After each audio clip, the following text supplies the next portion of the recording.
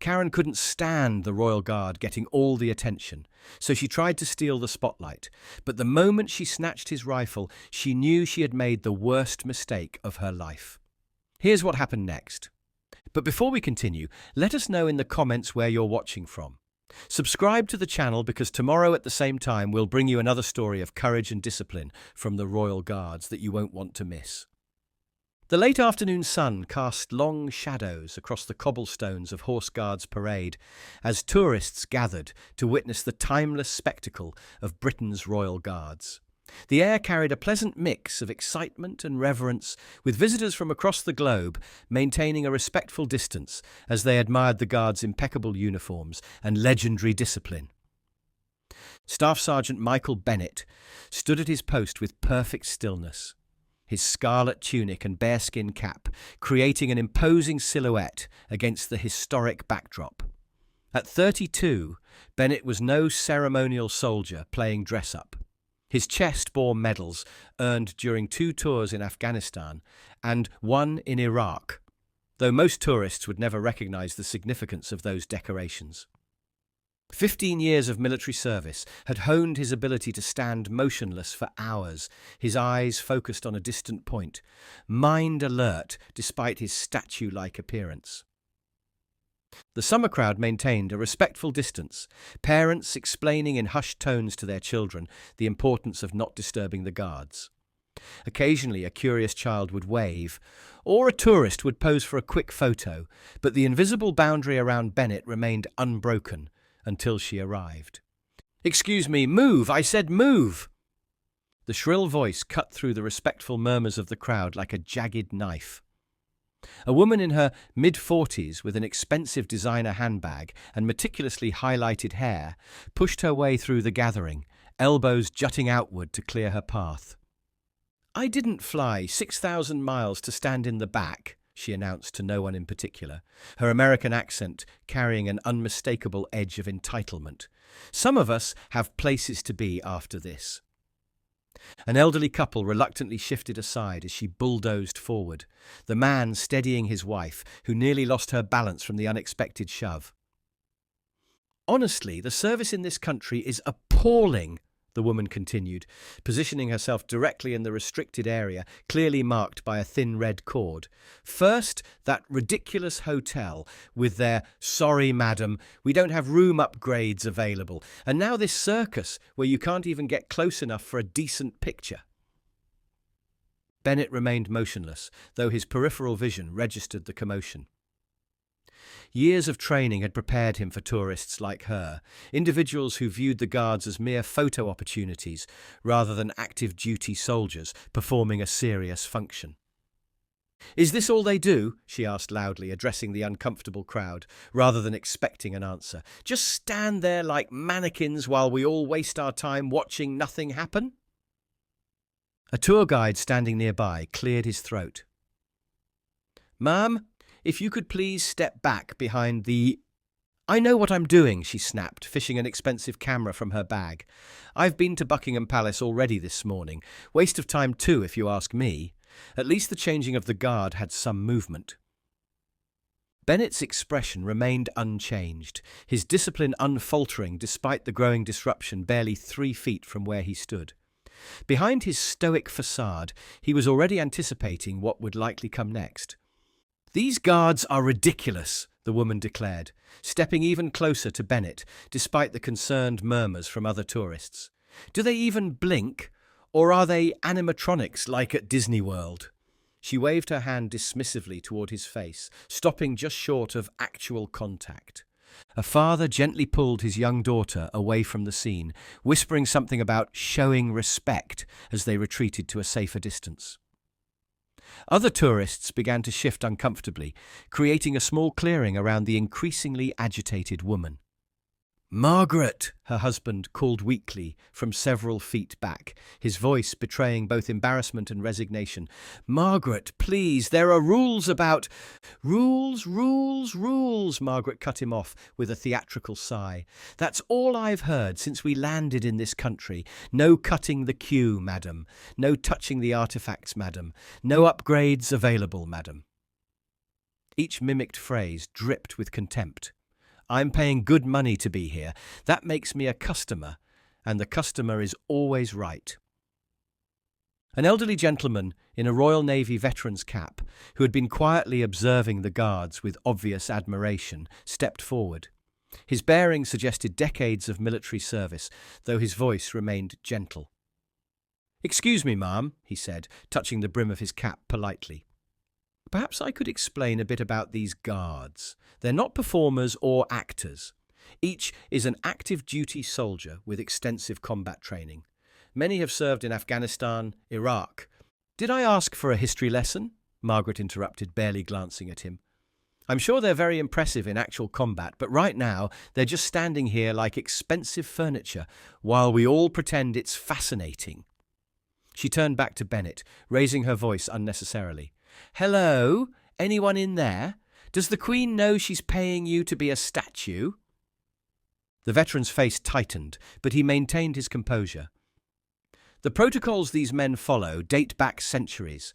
It's about discipline, tradition, and—" "Discipline?" Margaret scoffed, positioning herself for a selfie with Bennett in the background. "Please. It's about tourism dollars. This whole country is like a giant theme park cashing in on the past. At least Disney admits they're in the entertainment business." Several Japanese tourists, who had been quietly waiting their turn for photos, discreetly moved away, recognizing the brewing confrontation. A young British couple exchanged glances of second-hand embarrassment, the woman whispering, "Americans," though her partner quickly corrected, "Not all of them, love." "Margaret," her husband tried again, his voice barely audible, "maybe we should move on to Westminster Abbey. Our tour guide said—" "In a minute, Harold," she snapped, adjusting her designer sunglasses. "I haven't gotten a decent photo yet. These stupid ropes are in the way." Without hesitation, she ducked under the barrier, stepping directly into the restricted area around Bennett. A nearby security officer started moving in their direction, but Margaret was already circling Bennett like a predator, examining him from different angles. "The taxpayers fund this, you know," she announced to the increasingly uncomfortable audience. "Paying grown men to play dress-up while the monarchy lives in luxury. And for what? So tourists can take pictures with the Queen's toy soldiers." Bennett remained perfectly still, his gaze fixed forward, though his jaw might have tightened imperceptibly. His rifle, a real L85A2 assault rifle, meticulously maintained and parade-ready, remained precisely positioned against his shoulder. "Look at him," Margaret continued, her voice rising with each word. "He can't even defend himself because he's not allowed to move. What kind of soldier can't even respond when someone's right in his face?" She stepped directly in front of Bennett, blocking his view and positioning herself well within the protocol-mandated distance. "Hello? Earth to Guard? Does the royal family know you're just standing here while the real world passes you by?" The security officer had nearly reached them now, his pace quickening as Margaret's behaviour escalated, but she was too absorbed in her performance to notice, playing to the uncomfortable crowd with increasing theatricality. "I bet if I offered him £50, he'd smile for my photo. Everyone has their price, right?" She fumbled in her purse. "Or maybe he's robot. Should we check for batteries?" "Ma'am," the security officer called, his voice firm but professional as he approached, "I need you to step back behind the barrier immediately. Interfering with the Queen's Guard is a serious offence." Margaret turned with exaggerated slowness, eyebrows raised above her designer sunglasses. "Interfering? I'm just taking photos. Last I checked, that's what tourists do." She made no move to return to the proper viewing area, instead positioning herself even closer to Bennett. "The restrictions are clearly marked," the officer continued, gesturing to the rope barrier and posted signs. "These guards are active-duty military personnel performing their official duties, not entertainment." "Please," Margaret scoffed, waving a manicured hand dismissively. "If they were actually doing something important, they wouldn't be standing in a tourist area wearing those ridiculous hats." She turned back to Bennett, studying him with theatrical intensity. "What's with the furry helmet anyway? Did a bear explode on your head, or is that royal fashion?" The security officer's posture stiffened. "Ma'am, that's a bearskin cap, part of a uniform that dates back to—" "I know what it is," Margaret interrupted. "I'm asking why anyone still wears something so obviously impractical in the 21st century. Tradition for tradition's sake is just stubbornness." A small group of school children who had been excitedly approaching for a glimpse of the famous guards were quietly redirected by their teacher, who cast a disapproving glance toward the unfolding scene. The crowd had grown notably thinner around Margaret, as though her behaviour had created an invisible force field that respectful tourists instinctively avoided. Harold, her husband, had retreated to a bench several yards away, his face buried in a guidebook he clearly wasn't reading. This wasn't their first stop on the trip, and his expression suggested it wasn't the first time his wife had created a scene.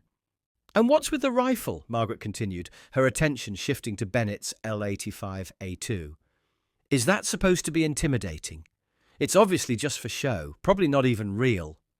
She leaned closer, examining the weapon. "Look, it doesn't even have a magazine in it, just a toy to complete the costume."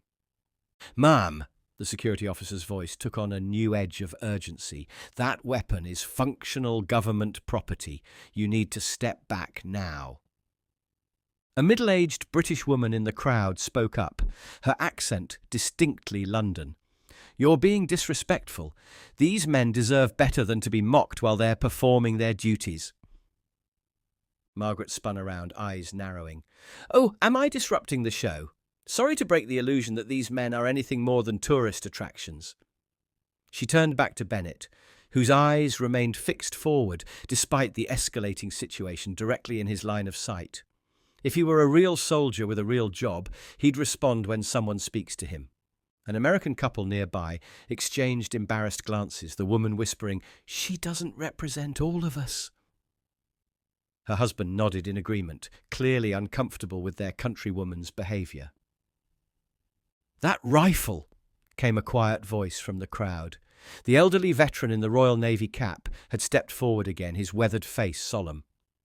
"Is an L85A2 assault rifle. Standard issue, fully functional, and maintained to the highest military standards. The guard you're harassing could have carried that same weapon in combat." Margaret rolled her eyes. "Please, if it were real, they wouldn't let tourists anywhere near it. It's just a prop in this little historical pageant." She gestured broadly at Bennett. "Like him." The veteran's expression hardened. "Young lady, that man is a soldier of the crown. He's not a prop or an actor. That's a real rifle, and while it may not be loaded during ceremonial duty, I assure you, it's quite real." "If it's so real," Margaret countered, her voice dripping with sarcasm, "why can I do this?" She extended her hand toward the rifle, fingers hovering just inches from the polished metal. If this were actually a serious military position with a real weapon, there would be more security, more barriers. The security officer was now just steps away. "Ma'am, this is your final warning. Step away from the guard and return behind the barrier, or I'll be forced to have you removed from the premises." Margaret turned to face him, arms crossed. "On what grounds? I haven't touched anything. I'm just asking questions that nobody seems willing to answer." Her voice carried the practiced indignation of someone accustomed to demanding to speak with managers. "Interfering with the Queen's Guard is a criminal offence," the officer replied firmly. "These are not ceremonial positions. These are active duty soldiers carrying out orders." "Then maybe they should act like it," Margaret retorted, turning back to Bennett. Her eyes narrowed as she studied his rifle, a calculating expression spreading across her face. "You know what? I think I'll prove my point." The air seemed to crystallize around them as Margaret's hand moved toward Bennett's rifle. Time slowed to a crawl, each second stretching like taffy as her manicured fingers extended toward the meticulously maintained L85A2. "I'll just show everyone it's fake," she announced to the horrified onlookers, her voice carrying an edge of triumph. "Then we can all stop pretending these guards are anything special." The security officer lunged forward, but he was a half-second too late. Margaret's fingers closed around the barrel of the rifle, and with a sharp tug, she attempted to pull it from Bennett's grip. What happened next would be recounted differently by dozens of witnesses, but all would agree on one thing. It was both terrifying and magnificent to behold.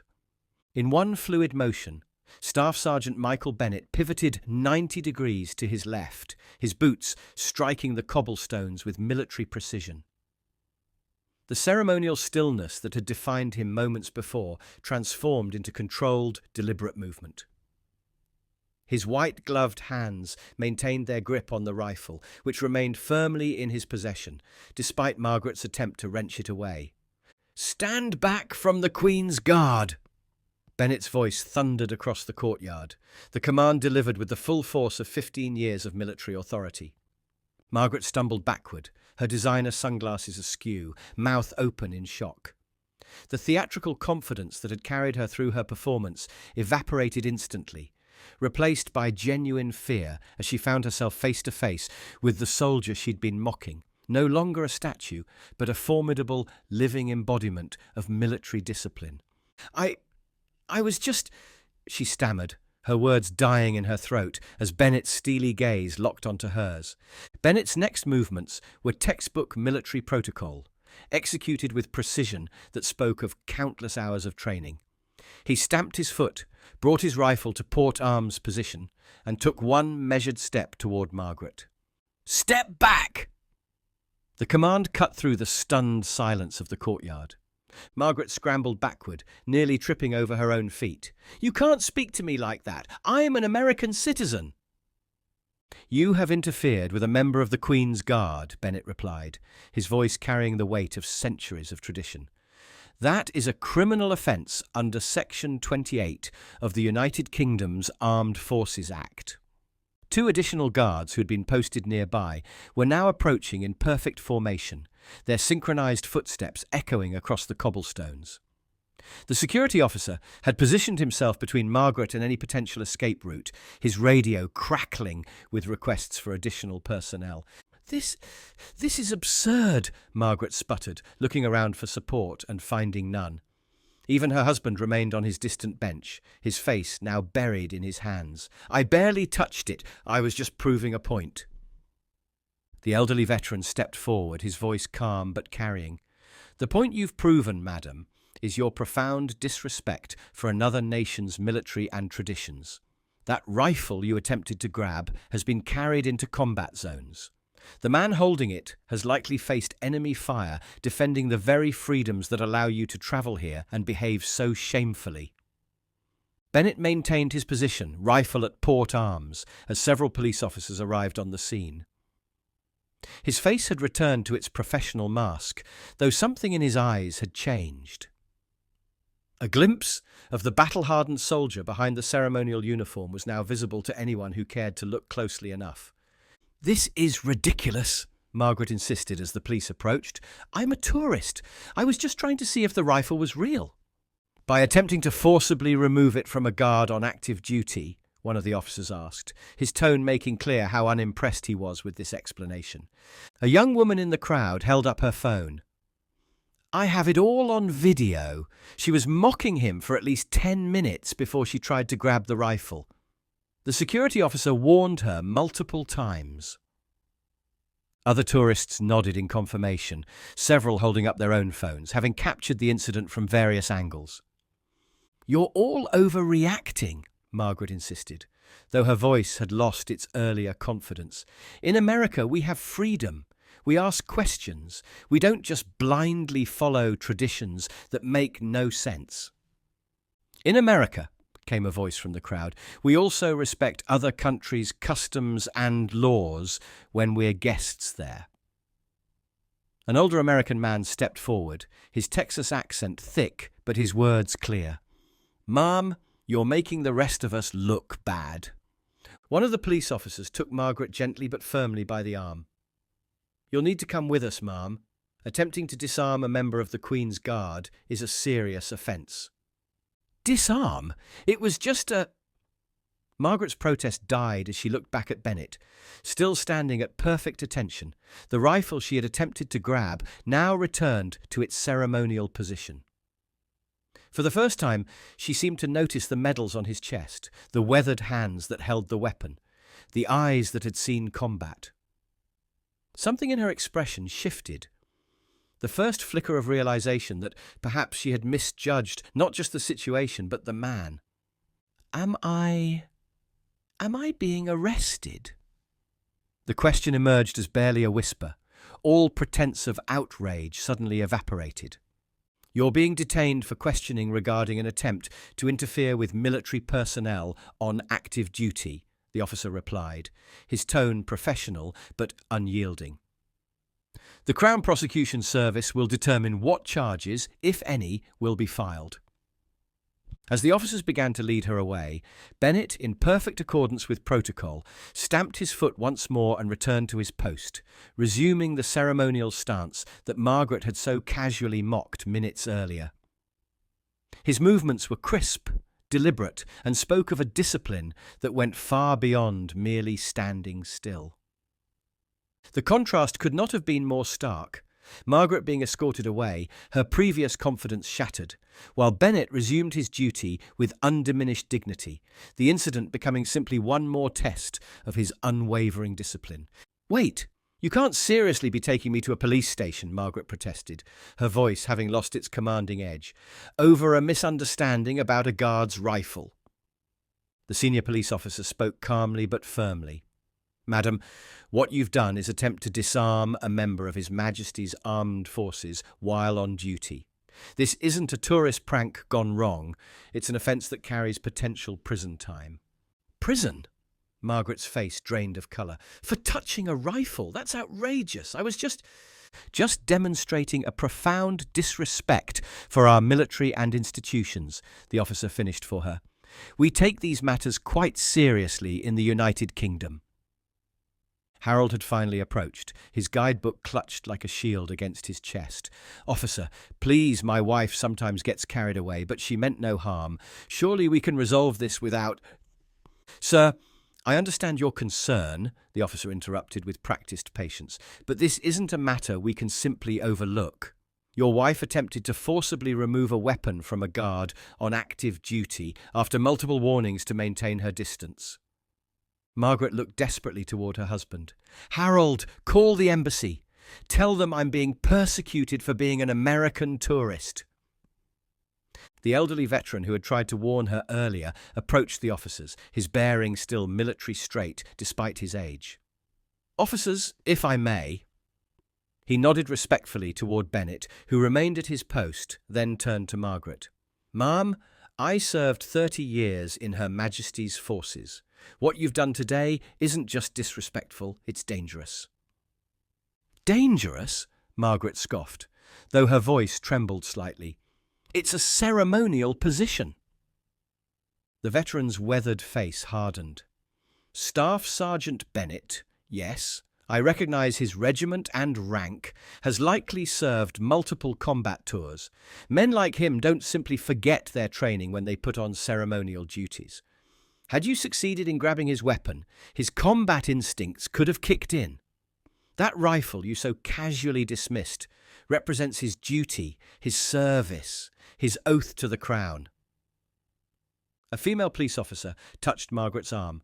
"Ma'am, we need to proceed to the station now." "The American embassy will hear about this," Margaret insisted, though her threat sounded hollow even to her own ears. "Indeed they will," the senior officer agreed. "They'll be notified that an American citizen has been detained for interfering with military personnel. Their standard advice in such situations is typically to respect local laws and secure legal representation." As Margaret was escorted toward the waiting police vehicle, a small crowd had gathered near the exit. Among them, a middle-aged woman in a tailored suit stepped forward. "Officers, pardon the interruption. Emily Harrington, Ministry of Defence." She showed identification to the senior officer. "I'd like a word with the detainee before you depart, if possible." The officer nodded with evident respect. "Of course, Ms. Harrington." Emily approached Margaret, her expression neither angry nor sympathetic, but rather clinically observational. "Mrs.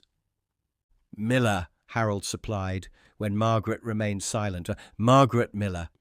"Mrs. Miller," Emily continued, "I want to make sure you understand the gravity of what's transpired here. Staff Sergeant Bennett is not a ceremonial figure.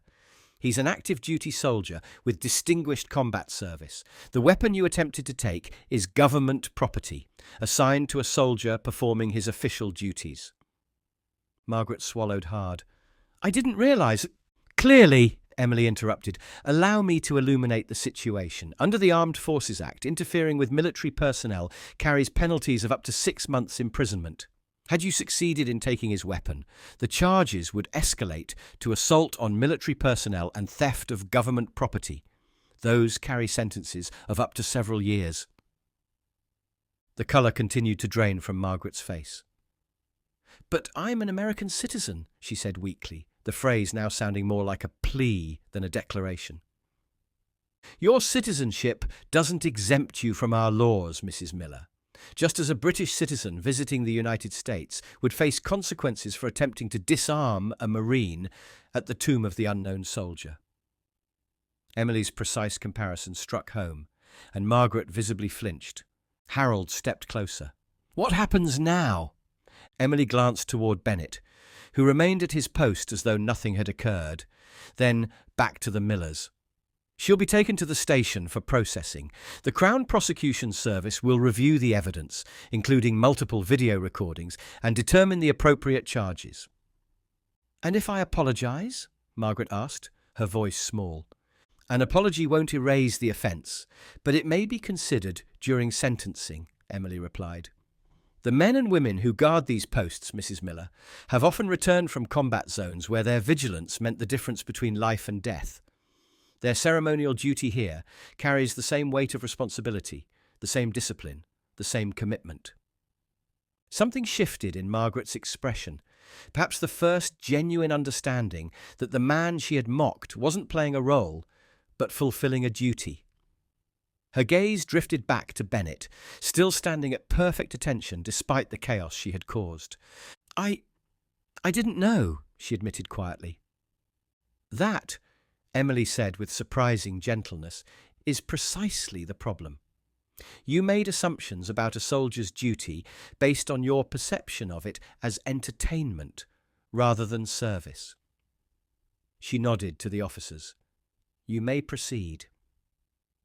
As the officers continued guiding Margaret toward the vehicle, a young girl tugged at her mother's sleeve nearby. "Mummy, why is that lady being taken away?" The mother knelt beside her daughter, speaking just loudly enough for Margaret to hear. "Because she didn't respect the guard's important job, darling. Those men protect us and our traditions. We must always show them respect." The simple explanation seemed to cut through Margaret's remaining defences. As she was helped into the police car, the courtyard around her continuing its normal activities, she caught a final glimpse of Staff Sergeant Bennett standing at his post, unbowed, unbroken, the personification of duty that continued regardless of those who failed to understand its meaning. For the first time since her arrival in London, Margaret Miller was silent, the weight of genuine consequence finally heavier than her sense of entitlement. 3 hours later, she sat in an interview room at the police station, her expressions subdued as a police sergeant reviewed her statement. "Mrs. Miller," he said finally, "based on the evidence and witness statements, you're being charged with interfering with military personnel on duty. However, as this is your first offence, you're being released on bail pending a court appearance next week." "The guard, Staff Sergeant Bennett, will he face any trouble?" she asked quietly. "No, he followed protocol precisely," the sergeant replied. "In fact, he stated you demonstrated a lack of understanding rather than malicious intent. Something in that professional courtesy from a man she had disrespected broke through Margaret's armour of entitlement." Before their rescheduled flight home, Margaret returned to Horse Guards Parade. From a respectful distance, she observed a different guard, finally appreciating the discipline and service the uniform represented. She handed an envelope to a security officer. "A formal apology for Staff Sergeant Bennett. I behaved unforgivably." As she left, she paused beside a young boy, watching the guard with admiration. "They're real soldiers," she told him softly, "not just ceremonial figures. Remember that, and always show them the respect they deserve." What would you have done if you witnessed someone disrespecting a royal guard? How important do you think it is for visitors to understand the traditions they're observing before forming judgments? If this story resonated with you, don't forget to like this video and subscribe to our channel for more powerful stories about respect, tradition, and the consequences of forgetting both. Hit the notification bell to never miss our uploads, and check out our other videos appearing on your screen right now. And we'll see you tomorrow at the same time with another story.